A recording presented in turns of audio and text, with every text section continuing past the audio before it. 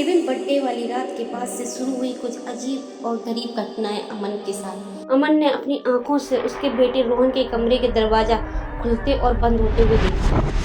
कमरा खोला, रोहन चैन की नींद सो रहा था। उसके कमरे में रखी अलमारी के दरवाजा खुला था, जो अमन की आंखों के सामने बंद हो गया।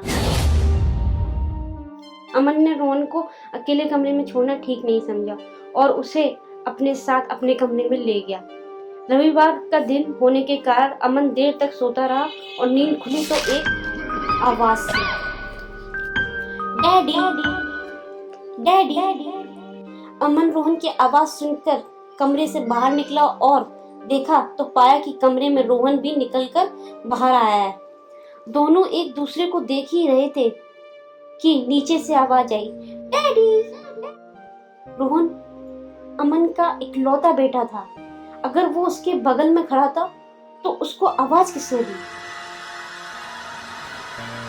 नीचे जाने पर अगल बगल देख ही रहे थे कि रोहन ने कहा, डैडी अगर मैं पतंग लूटने जाऊं तो आप मुझे धक्का तो नहीं दोगे ना?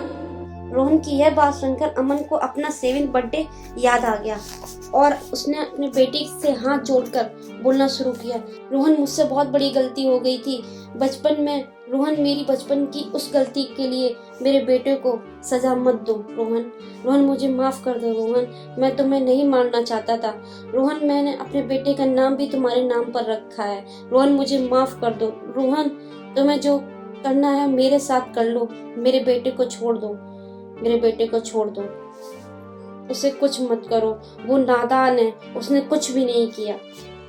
दरअसल बचपन में अमन के दोस्त का नाम भी रोहन था। दोनों पतंग लूटने के लिए छत पर दौड़ रहे थे।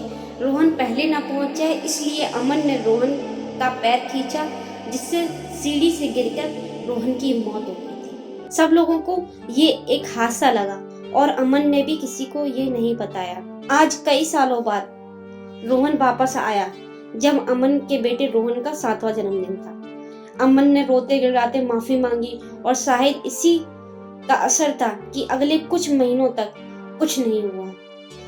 इस घटना के 4 महीने बाद एक रोड एक्सीडेंट हुआ, जिसकी वजह से अमन आज व्हील चेयर पर है और वो कभी भागकर सीढ़ी नहीं चढ़ पाएगा। शायद रोहन ने उसे बचपन की गलती की सजा दे दी।